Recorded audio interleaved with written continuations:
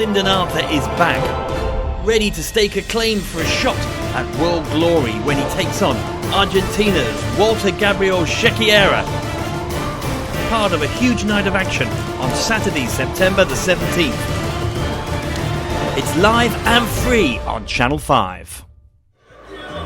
This is Umar Ahmed for IFL TV, proudly sponsored by Everlast. We're in the MGM Grand Las Vegas. You know it's a big fight when you're in here. I'm joined by Tom Loeffler. It's been a long time since we had you on IFL TV. How's life been, Tom? Oh, it's great. Whenever you can be up here in Las Vegas for a huge fight, especially a Triple G fight, it's great. You see the reaction of the fans here for the grand arrival of the fighters, both Triple G and Canelo, and you know this is a great trilogy. The first fights are controversial in scoring, so hopefully at 168, now we can see a definitive result for Triple G on this fight.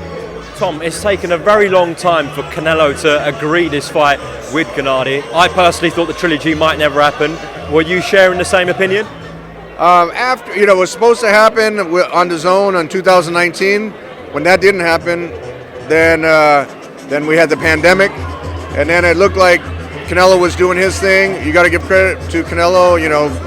168, 175. So he's, definitely leading the sport in boxing. But, once he saw Triple G turn 40, I thought he felt it was comfortable to get, or safe to get back in the ring with them. And Gennady's very motivated. At 168 pounds, I think you'll see an even stronger. Gennady has one of the biggest punches in boxing. I think you'll see an even stronger Triple G. And like I said, hopefully he can take it out of the judges' hands on Saturday night and not have to leave it to the scorecards. Of course, everyone is going to ask you about that week, this week, that the first two fights, especially the first one, the whole world had Golovkin winning. The second one, I think most people still had Golovkin winning, even though it was a closer fight than the first. How much of a concern is it, the fact that Canelo's a huge pay-per-view star, sells out arenas constantly in Vegas, that the judging might go his way again on Saturday night? It's hard to say. I don't know what the effect is on the judges. They seemed, on a Canelo fight in Vegas, it seems to always be 2 points for Canelo. Even the Bivol fight, the judges had Canelo winning all 4 first rounds, which seemed clearly Bivol won at least 2, if not 3 of those first 4 rounds. So, Gennady knows it going in. Hopefully, the judges, every close round in the first 2 fights went to Canelo. And like you said, the first fight clearly should have been Triple G. Second fight, you could argue for a draw, or most ringside observers and media had Triple G still winning by a point. So I think Gennady, after 2 competitive fights with Canelo, he knows he's going to make an even bigger impression in the judges. You don't want to get careless in there, but I think he knows in order to win a decision, he's got to make an even bigger statement, and hopefully if he can get a knockout, that would be great. What's the situation with Matchroom and Gennady? Are still co-promoters of Gennady Golovkin?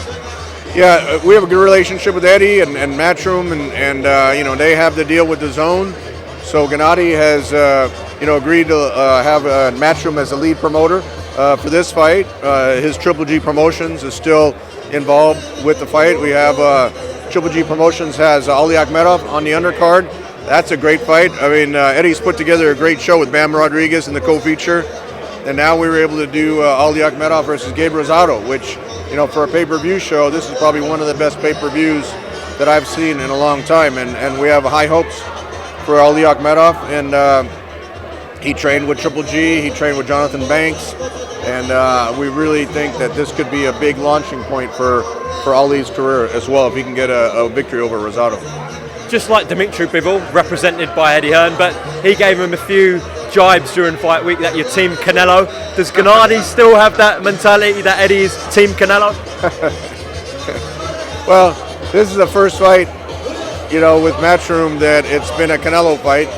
So, we'll see. That's up to Gennady to answer. I've always, like I said, we've always had a good relationship with Eddie. We did the Kell Brook fight together in London, sold out O2 Arena, and I think Eddie's doing great things in boxing. So we're happy just to be part of this event, and I think at the end of the day, it's going to come down to the 2 guys in the ring, and hopefully Triple G comes on top this time. Tom, we've never really seen Gennady hurt in a professional ring. Are you surprised by the amount of top pundits in this sport that are actually picking Canelo to stop Golovkin this Saturday? Yeah, I've never seen Gennady hurt either in a fight or in sparring. Naturally, at 40 years old, you don't know how he's going to come out. I do think the 168 is a big advantage for Gennady, and Canelo has to come back down from 175, from fighting Bivol at 175, and he wasn't fat at 175. Canelo was muscular at 175, so you never know how that's going to have an effect on both guys. You know, Triple G moving up, getting stronger, Canelo moving down, and you know, hopefully it goes Triple G's way this time around. Tom Loeffler, thank you very much for talking to IFL TV. Great to have you back on the channel, and hopefully we get another word with you this week in Las Vegas. All the best to Team Triple G this Saturday night. Great, thanks. Shout out to my man Kugan Cassius.